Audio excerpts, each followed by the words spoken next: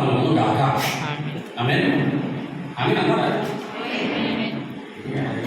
నీ టైం కదా బ్రదర్, మీరే అనేసేది అంటారా?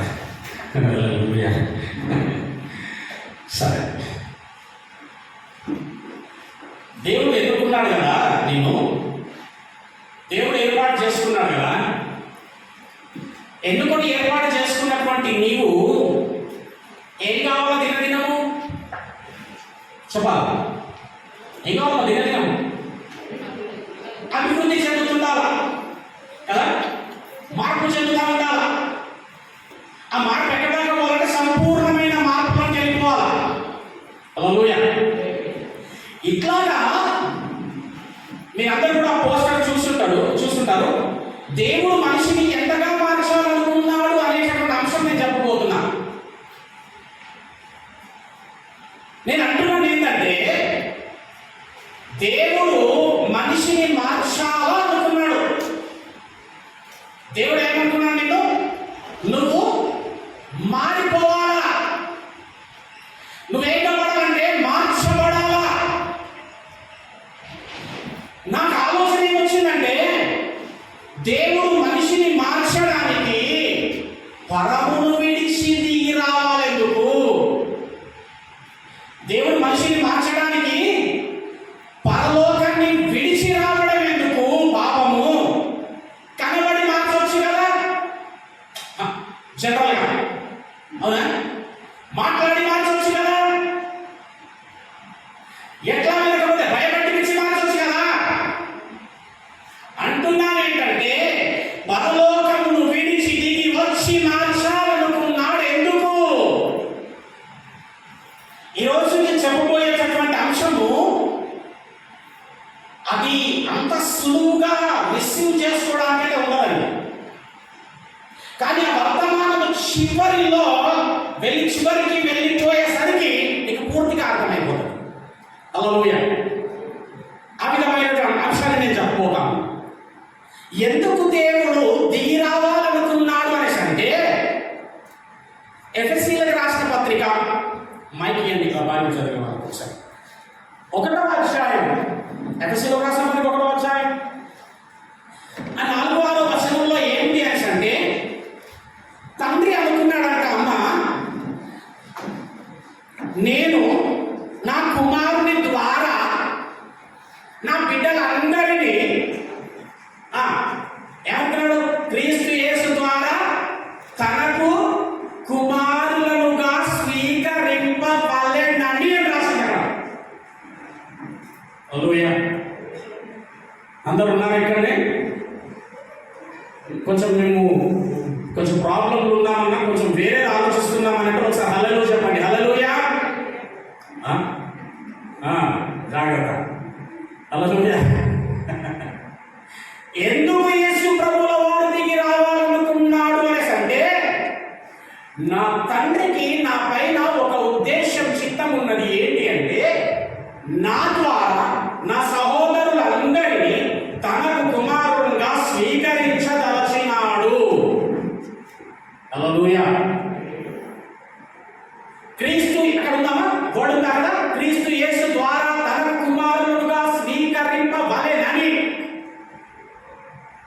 ఇంకొక మాట ఉంది, తన ఎదుట మనము తన ఎదుట పరిశుద్ధులమును ఏముంది నిర్దోషులమునై ఉండవలెనని జగత్తు పునాది వేయబడక మునిపే ఒక ఉద్దేశం కలిగి ఉన్నాం.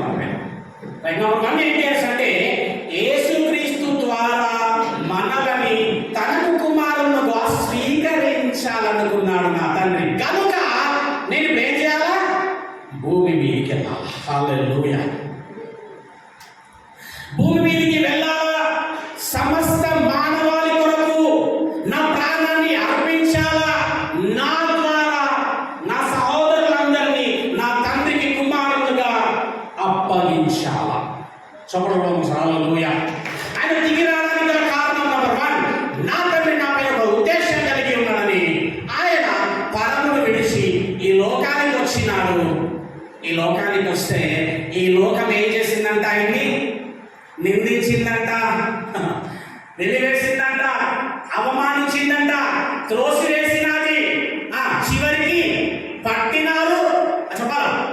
కొట్టినారు, చెప్పాలా? సిలువకు వేసి చెప్పాలా? గట్టిగా చెప్పాలి, లేకపోతే చెప్పాలా వినే ఉంటాను. మరి అక్కడ ఏమన్నది ఒకసారి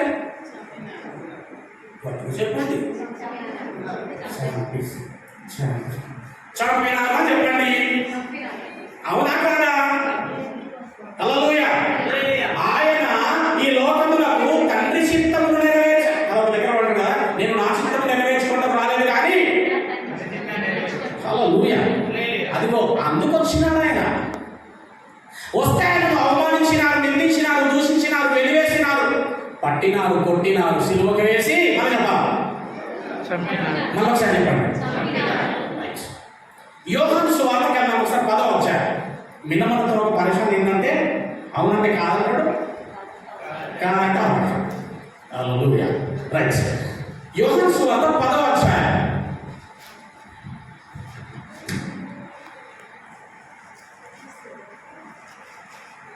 18వ వచనం.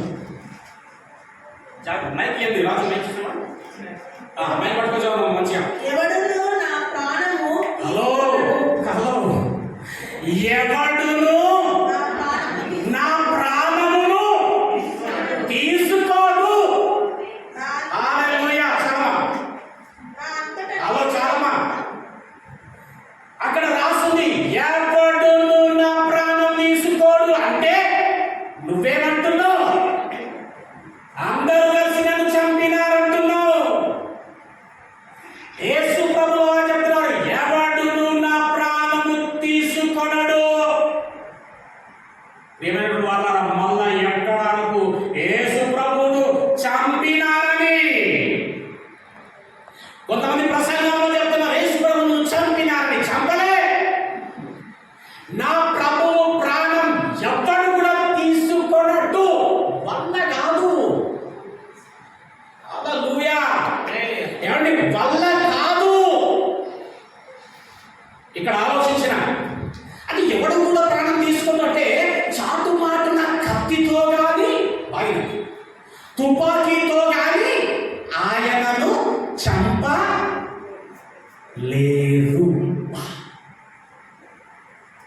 అంటే చాటు మాటను ఎవరైనా వచ్చేసి డాక్ట కత్తి తీసుకురైనా పొడి చేసిన సమయంలో నా ప్రభువు చెప్పాలా చనిపోయేవాడు. కత్తే కాదు, ఆ టైంలో తుపాకీ ఉన్న తుపాకీతో ఆయనను కాల్చిన నా ప్రభువు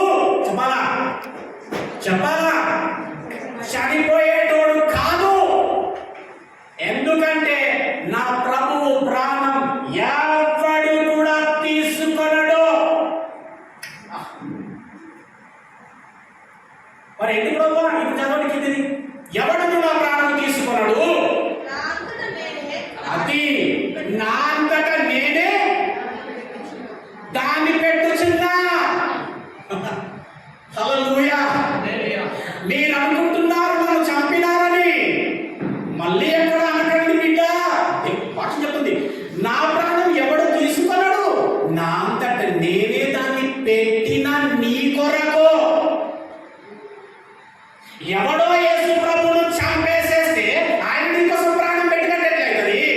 పాప పరిహారార్థం ఎట్లా అవుతుంది? అసలైన దేవుడు ఎట్లయితాడు? హల్లెలూయా. ఎవడును కూడా నా ప్రాణం తీసుకున్నాడు. సాతానుగాడు కాదు కదా, అది బాబు కూడా నా ప్రాణం తీయడు. పిలాత రోమ సైనికుల ఎవడును నా ప్రాణం తీసుకున్నాడో దాన్ని నా అంతట నేనే పెట్టాలా. ఏం మాట అండి బాబు. ఎలా పెట్టినాడండి మన ఆయన ప్రాణాన్ని? చూద్దాం. హెబ్రీయులకు రాసిన పత్రిక 9వ అధ్యాయం. హెబ్రీయులకు రాసిన పత్రిక 9వ అధ్యాయం. నేను రీసెంట్ గా ఒక మెసేజ్ లో విన్నా. ఒక అతను చెప్తున్నాడు ఇలాగే ప్రసంగం చేస్తూ, దేవుణ్ణి వారు చంపేసినారని. చంపలే. ఆయన చంపలే. ఆయన పెట్టినప్పుడు పోయింది ప్రాణం. హల్లెలూయా. చూడండి ఒకసారి 9వ అధ్యాయం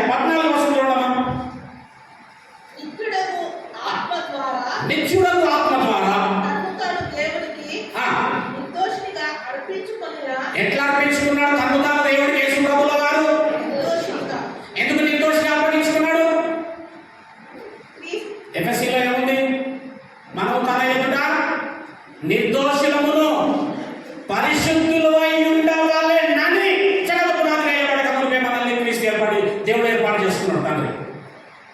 అంటే ప్రేమైన వాళ్ళరా, నీ యొక్క రేపు మరణం ఎట్లుండాలి తెలుసా? చెప్పాలి, ఎట్లుండాలా?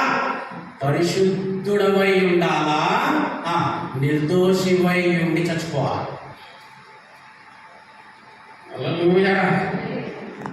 హలో, లేకపోతే పరలోకం పోవు, కన్ఫామ్. మనము తన ఎదుట ఎట్లుండ భక్తులమంటే పరిశుద్ధులమును నిర్దోషులమునై ఉండవలెనని దేవుడు ప్రణాళిక కలిగింది. ఆ ప్రణాళికకు కాకుండా వ్యతిరేకంగా నువ్వు ఈ లోకస్తులమై కనుక చస్తే అమ్మలు అక్కలు అంకుళ్ళు అన్నలు తమ్ముళ్ళు పరలోకం పోరు, కన్ఫామ్. ఎట్లా పెట్టినాడు? ఈయన కూడా ప్రాణం ఎట్లా పెట్టిండు? ఏందమ్మా ఏం చేయదు? నిర్దోషిగా అర్పించుకున్నాడు, అప్పగించుకున్నాడు దేవుడికి. నీ మరణ దినమప్పుడు నువ్వు నిర్దోషమై ఉండాలా, నీ మరణ దినమప్పుడు పరిశుద్ధుడవై ఉండాలా. హల్లెలూయా చెప్పడం సార్, హల్లెలూయా హల్లెలూయా. ఆ లూకా సువార్తలో 23:46 ఏం రాస్తుందంటే, అప్పుడు ఆయన పెద్ద కేక వేసి చెప్పాలి, తండ్రి మొన్నదా ఇవే కదా లెసన్స్ క్లాస్ సిలువ ధ్యానం చెప్పేసా తొందరగా. ఏమన్నాడు? తండ్రి నా ఆత్మను వినండి బాగా, అవునాక ఆయన పెట్టినాడా చంపినాడా? తండ్రి నీ చేతికి నా ఆత్మను అప్పగించుకొనుచున్నాను అన్నాడు. అంతే, చచ్చిపో.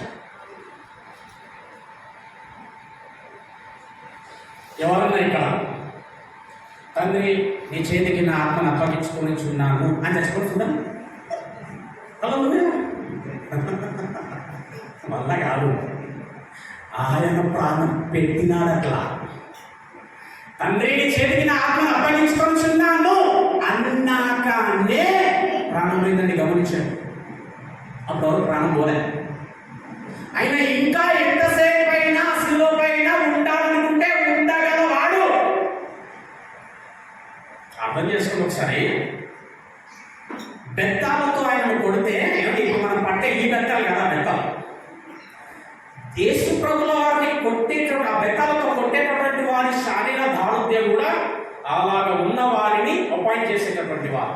వాళ్ళు బలమంతా తీసి కొట్టాలి. ఎక్కడైతే తగ్గుతుందో అక్కడ శరీరం అక్కడ పగిలిపోయిందన్న. కొట్టినారా? తర్వాత దేంతో కొట్టినారు? మళ్ళా కొరడాలతో కొట్టినారు.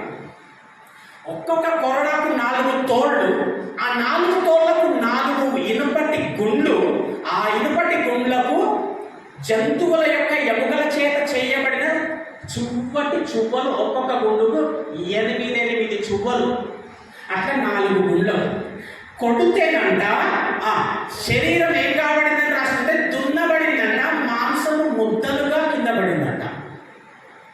ఎందుకు ముద్దలుగా కింద పడింది తెలుసా? తగిలిన చోటనే మళ్ళీ మళ్ళీ తగిలి లాక్కొస్తుంది కాబట్టి. నరాలు తెగిపోయి ఎక్కడెక్కడ డిస్కనెక్ట్ అయిపోయి రక్తస్రావం, భయంకరమైనటువంటి ఆ రక్తస్రావం కలిగినాక ఒకసారి ఆలోచన, ఎవరైనా ఎంత వీరుడైనా ఇవ్వగలుగుతాడండి?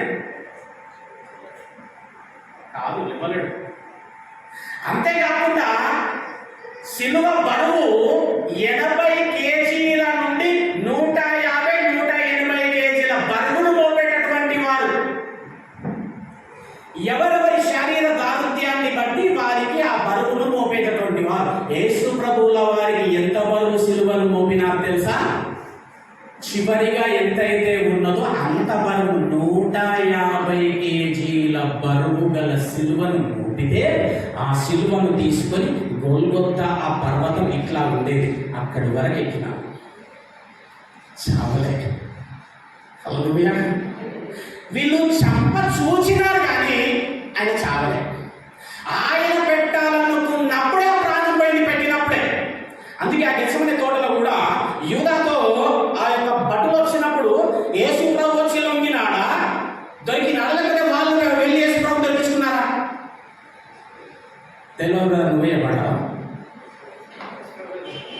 మీరు ఎవరిని వెతుకుచున్నారు? మేము నజరేయుడైనటువంటి క్రీస్తుని వెతుకుచున్నాము. ఆయనను నేనే పట్టుకో. ఆయన వచ్చి దొరికినాడు. ఎందుకు తెలుసా? ప్రాణం పెట్టాల్సిన సమయం ఆసన్నమైంది కనుక. హల్లెలూయా. చంప చూచినాడు కానీ చావలే. ఆయన ఎప్పుడైతే ఆత్మను అప్పగించుకొని మరణించినాడు, అప్పుడే మరణించినాడు. దేవునికి స్తోత్రములు. హల్లెలూయా. ఏమండి? కొరడాలతో నన్ను చంపాలనుకున్నారా? మేకులు దిగొట్టి చంపాలనుకున్నారా? ఎవరనుకున్నారు నన్ను? నేను దైవ కుమారుడను, నేను వాక్యమయ్యున్న దేవుడను. ఏమండి? ఒక మనిషి దేవుణ్ణే చంపేస్తే ఇంకేముందండి అక్కడ? ఆలోచిస్తాను. మనిషి దేవుణ్ణి చంపేస్తే ఇంకేముందండి అక్కడ? హల్లెలూయా. చంపలే, నా దేవుడు ప్రాణం పెట్టినాడు. నంబర్ 2, ఎందుకు ఆయన పరలోకాన్ని విడిచి వచ్చి మనిషిని మార్చాలనుకున్నాడు అనేసి అంటే, ఎవడో ఆఫ్టర్ సాతాను గాడట నాతో పాపం చేయిస్తాడట. స్త్రీ సంతానమునకును వైరం. ఈయన గురించి రాస్తుంది, స్త్రీ అంటూ పుట్టి. అప్పటికే సాతాను అనేకులతో కాదు అందరితో పాపం చేస్తున్నాడు. ఆదాముతో పాపం చేసిన, అవ్వతో పాపం చేసిన, భూమి మీద వచ్చిన ప్రతి మనిషితో పాపం చేస్తా ఉన్నాడు.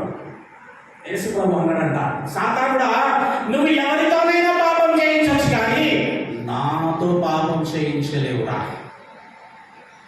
హల్లెలూయా. సాతానుగాడు ఏమన్నాడంట తెలుసా?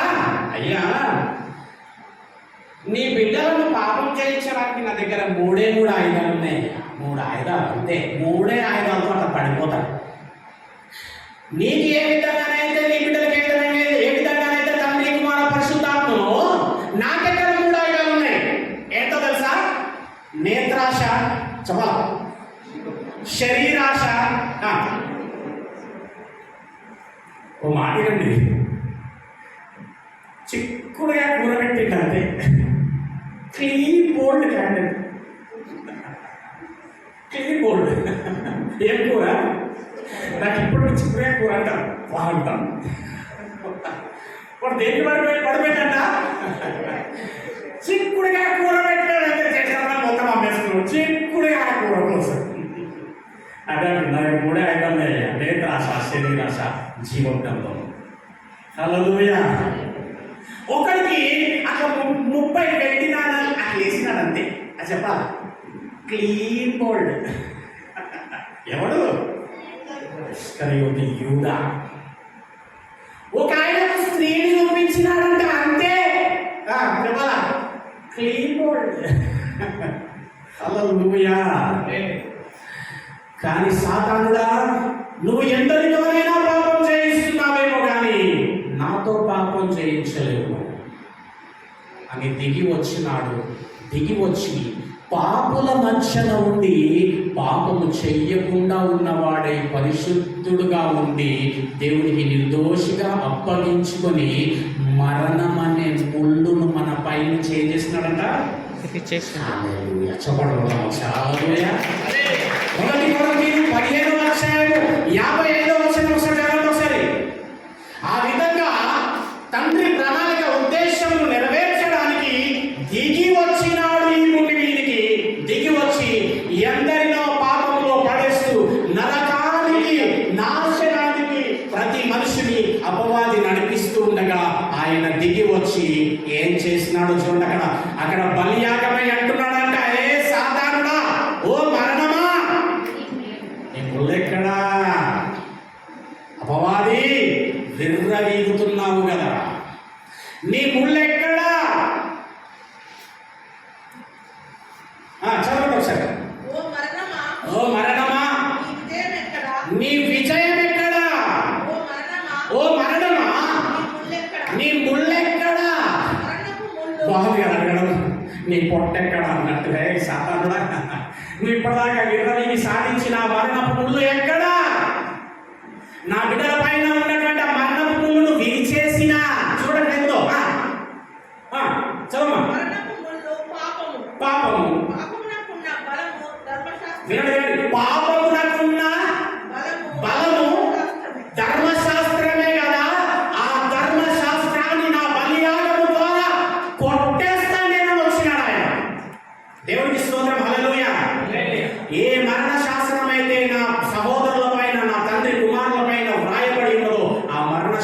శాపాన్ని నేను కొట్టివేస్తానని కొట్టివేసిన దేవుడు మన పైన ఉన్న మరణ శాసనం అనే ధర్మశాస్త్రాన్ని దేవుడు కొట్టేసినాడు. హల్లెలూయా. మళ్ళీ చెప్తాం, కొట్టేసినాడు.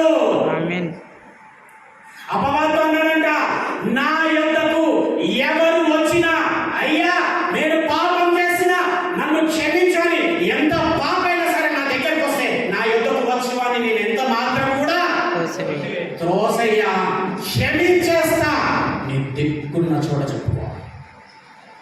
ఇన్ని రోజులు నా బిడ్డలను పాపంలో పడేసి నరకానికి లాగుతున్నా ఓ సాతానుడా, నీ ముళ్ళెక్కడా, నీ విజయం ఎక్కడా? ఆ మరణ శాస్త్రం అనే ధర్మశాస్త్రాన్ని కొట్టేస్తున్నా. కొలస్సీలకు రాసిన పత్రిక కొట్టేసిందా లేదా చూపియాలి కదా. నేను మళ్ళీ కొట్టేసిందని చెప్తున్నాను అసలు బ్రదర్. కొలస్సీలకు రాసిన పత్రిక 2వ అధ్యాయం 15వ వచనము. 2వ అధ్యాయం 15వ వచనం. 15వ వచనం కొలస్సీ. మరియు అమ్మా అపరాధము వలనను మరియు అపరాధము వలనను శరీరమందు ఉండకుంట వలనను మీరు మృతులై ఉండగా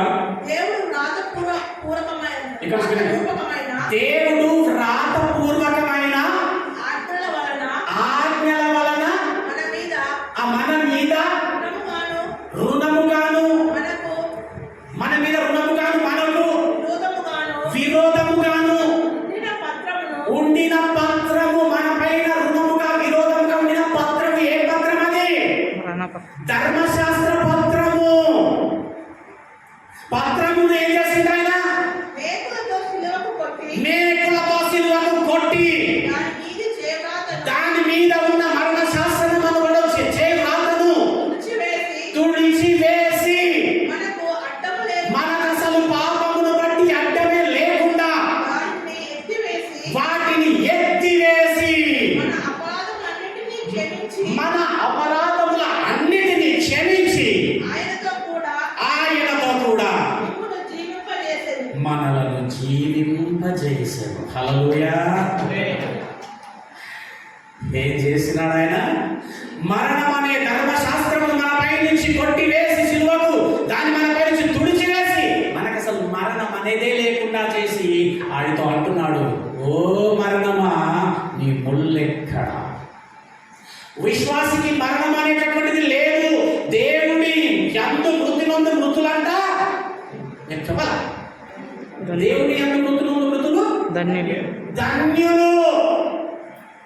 నీకు వ్యాధి వచ్చినా, రోగం వచ్చినా, బాధ వచ్చినా, ఇంకా ఏమి కలిగినా నువ్వు ఎక్కడున్నా తెలుసామా? దేవుని యందు ఉండావా.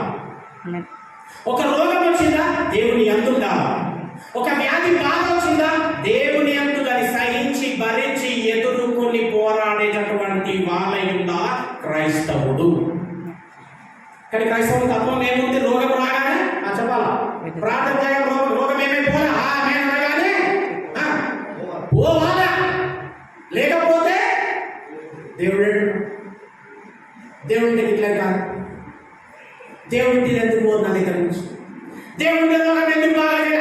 మొదటి శతాబ్దంలో యేసు ప్రభువుల వారు దైవ కుమారుడని రుజువుపరచడానికి మనుషుల మధ్యన జరిగించిన కార్యాలని. ఇప్పుడు కాదది. ఏది వచ్చినా దేవుని యందు సహించడానికి తెస్సలోనికైనా ఉంది. ప్రతి విషయంలో దేవునికి కృతజ్ఞతాస్తుతులు చెల్లించాలి. బిడ్డ నొప్పి ఉండొచ్చు, నీకైనా బాధ ఉండొచ్చు, నీకైనా వ్యాధి శరీరం ఉండొచ్చు. నేను చెప్తున్నా, దేవుని యందు ఉన్నామనుకో నువ్వు ధన్యురాలు. హల్లెలూయా. నువ్వు ధన్యురాలు. అది పోయిందా పోలేదా ఏమైనా సరే, ఒకవేళ నీ వల్ల అదే విధంగా ఉన్నా సరే ఆ రోజులో నువ్వు దేవుని యందు ఉన్నావా, నువ్వు ధన్యురాలవు. దేవుడు మనల్ని జీవింపజేసినటువంటి వాడై ఉన్నాడు. దేవునికి స్తోత్రము. హల్లెలూయా. అట్టి విధంగా చేసి ఆ కొలస్సీ 1:13 వచనంలో ఇంకేం చేసిండు ఆయన? చూడమ్మా, ఇప్పుడు నేను ఏం చేస్తున్నా అంటే మెల్లమెల్లగా అంశంలోకి, నేను చెప్పిన ఒక అంశంలో తీసుకెళ్ళడానికి ఇక్కడ నుంచి ప్రయాణం మొదలుపెట్టినా.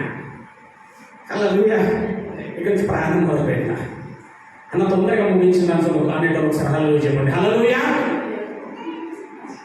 అన్నయ్య మళ్ళీ అక్కడ చేతులు వేసింది కానీ సంతోషం. దేవుడికి స్తోత్రం. హల్లెలూయా. 1వ వచనం 13వ వచనం. ఆయన మనలను బాగినండి. ఆయన ఫస్ట్ ఏం చేసిందమ్మా? పాపం అనేటటువంటి మరణం అనేటటువంటి శాసనాన్ని మన పైన దేవుడు ఏం చేసిండు? తీసేసిండు, కొట్టేసింది, తుడిపేసింది. అందుకే ఏమన్నా తెలుసా? పాపమునకు నీపైన ప్రభుత్వము. అందుకే రోమ 8:1 ఏమిటో తెలుసా? ఇప్పుడు దేవుని క్రీస్తునందు ఉన్నటువంటి వారికి ఏ శిక్ష విధి. ఇప్పుడు మనం అందరం ఎక్కడ తెలుసా? క్రీస్తునందు. దేవుడికి స్తోత్రం. హల్లెలూయా. దేవుడు ఈ రోజు నిన్ను, నీ వ్యక్తిగత జీవితాన్ని, కుటుంబాన్ని ఏమి చేయదలిచినావు తెలుసా? మార్చాలనుకుంటున్నాను. నీ మీద ఎంతగా దేవుడు మార్చాలనుకుంటున్నాడో విందాం. హల్లెలూయా. ఏమంటే ఇక్కడ అది తీసివేసి ఇంకొక మాట చెప్తున్నాడు. ఇక్కడ ఆయన మనలను అంధకార సంబంధం అంటే ఎవరి సంబంధమైంది చెప్పండి ఒకసారి నాకు. సాతాను తెలుగులో ఇంకో పేరు ఏం పేరు? దయ్యం. అపవాదాన్ని స్మార్ట్ ఉంటుంది, అర్థం వినటం కూడా కొంచెం లైట్ గా తీసుకుంటారు. దయ్యం అని మంచి విషయం చేసుకుంటారు. ఆయన మనలను అంధకార సంబంధమైన అధికారము నుండి విడుదల చేస్తూ కాదు. హల్లెలూయా. చేయబోవును కాదు, చేసేను. హల్లెలూయా. ఆయన మనలను అంధకార సంబంధమైన అధికారం నుంచి విడుదల చేసి చేసేను. చలో.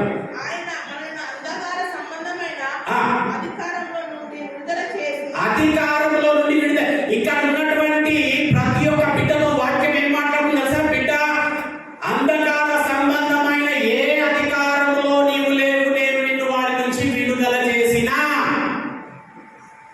సప్పు లేదు లేదు స్తోత్రా ప్రభువాను కనీసం థ్యాంక్ యూ బాబు.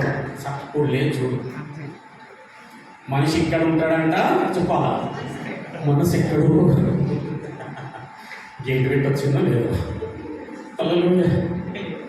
ఆ కూర మీద మూత పెట్టి మన ఏమో పెట్టిందో అట్లా పెట్టకపోయిందో ఏమండి. ఎన్నో మనసులో ఏమన్నా తెలుసా? బిడ్డ, అంధకార సంబంధమైన అధికారంలో నుంచి నిన్ను విడుదల చేసి తాను ప్రేమించిన తన కుమారుడి యొక్క యేసు ప్రభు యొక్క రాజ్య నివాసులుగా, అంటే పరలోక రాజ్య నివాసులుగా చేస్తాడు. చేయబోవును. హల్లెలూయా. చేసేను. హల్లెలూయా.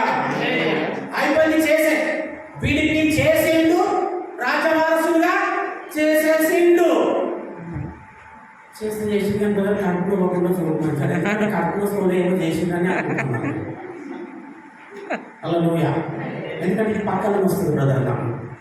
అది ఎప్పుడు వస్తుంది తెలుసా బ్రదర్? నాకు ఎప్పుడెప్పుడు వస్తుంది తెలుసా?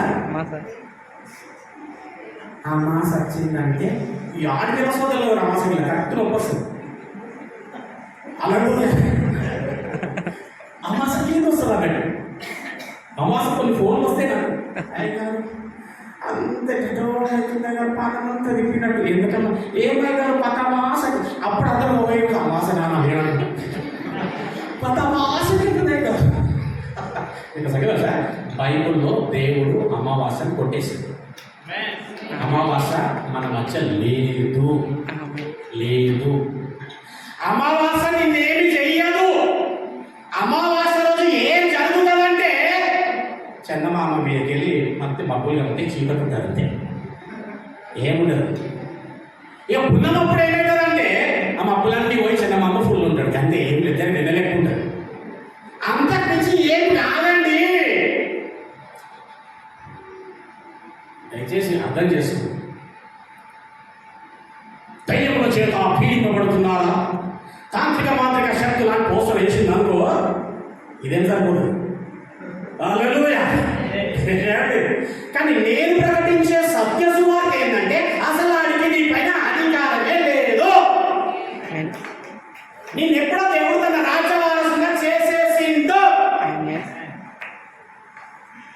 ఇది అంతే ఏంటో బ్రదర్ అంటే మన భాషలో చెప్తాం. అడ్డమైన ముచ్చట్లు ఇది, మంది ముచ్చట్లు ఇది, అడ్డమైన సినిమాలు చూసి హల్లెలూయా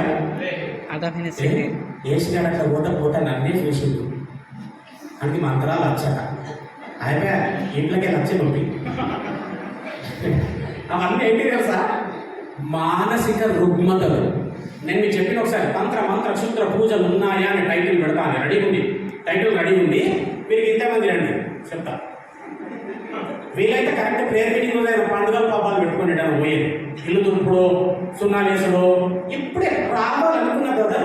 ఏదో మా మామూలు వచ్చిందా ఫోన్ అమ్మ వెళ్ళి రామా అయిపోయింది పెట్టేయి ఫోన్ అన్న సాక్షాత్తావా మొత్తం అనుకున్నా. హల్లెలూయా. ఎందుకు ఆ టాపిక్ ఆపుతున్నా తెలుసా? అందరూ వస్తలేరు కాబట్టి ఆపుతున్నా. ఇంకా మంచి టాపిక్. తంత్ర మంత్ర క్షుద్ర పూజలు ఉన్నాయా? చాలా బాగుంటుంది. దాంతో నీకు సంపూర్ణమైనటువంటి స్వాతంత్రం అనుగ్రహింపబడుతుంది ఆ మెసేజ్తో. దేవుడికి స్తోత్రం. హల్లెలూయా. ఏమండి విడుదల పొందినటువంటి వారం చూడండి. సరే ఇర్మియా దగ్గరికి వెళ్ళాలని ఒకసారి. ఇర్మియా 11వ అధ్యాయానికి వెళ్దాం. ఇర్మియా 18వ వచనం చూడండి ఒకసారి. ఎందుకు వచ్చినాడు? మూడో విషయం, ఎందుకు వచ్చినాడు అసలు ఆయన? దానిని 18వ వచనం. దానిని యెహోవా నాకు తెలియజేయగా నేను గ్రహించితిని. ఆయన మంచి పేరండి. ఆయన వారి క్రియలను ఎవరి క్రియలు? వారి అంటే మాట్లాడుతున్నా నేను ఎప్పుడో మన క్రియలు. ఆయన వారి క్రియలను యేసు ప్రభు చెప్తున్న మాట ఇది యేసు ప్రభు మాట. ఆయన వారి క్రియలను నాకు కనపరచనంటే చూపించిండు తండ్రి. అదిగో మిన్నం చూడు వాడి క్రియ, అదిగో పలానా రాజు చూడు, అదిగో పలానా వాడు చూడు ఎట్లాంటి క్రియతో ఉన్నాడు వెంకట. వినడంలే సాతాను వల్ల పడిపోయినాడు, మాటికి పడతా ఉన్నాడు. పాపమనే మార్గంలో ఆమె ఎదుర్కొంటున్నది. అదిగో చూసినావా ఎంత భయంకరమైన నీచమైన క్రియ ఉందో ఈవిడ దగ్గర చూసినావా? అదిగో వాడి దగ్గర చూపిద్దాని దేవుడంట మన క్రియలను ఆది అంతే చూపించినాడంటే. ఇదిగో వీరు నీ యొక్క సహోదరుల బిడ్డ ఈ విధమైన క్రియలతో ఉన్నారు కనుక నీవు వెళ్ళవలసినదే, నీ ప్రాణం వారి కొరకు పెట్టవలసినదే. వారి క్రియలను నాకు చూపి అయితే ఏం చేస్తాను నేనంటే వదకు తేబడుచుండు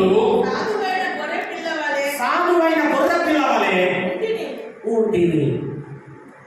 నువ్వేం కావాలంటే బిడ్డ సాధువైన గొర్రె పిల్లల అందరి పాప పరిహారార్థ బలి నిమిత్తమై అర్పింపబడాలా. అందుకు దేవుడు పరమును విడిచి వచ్చి మనిషిని మార్చాలనుకున్నాడు. దేవునికి స్తోత్రం. హల్లెలూయా. ఇంతగా చేసి నిన్ను రక్షించి విమోచించి కాపాడినాడు కదా. ఇప్పుడు వస్తున్న ఆ టాపిక్లోకి సెకండ్ సెషన్.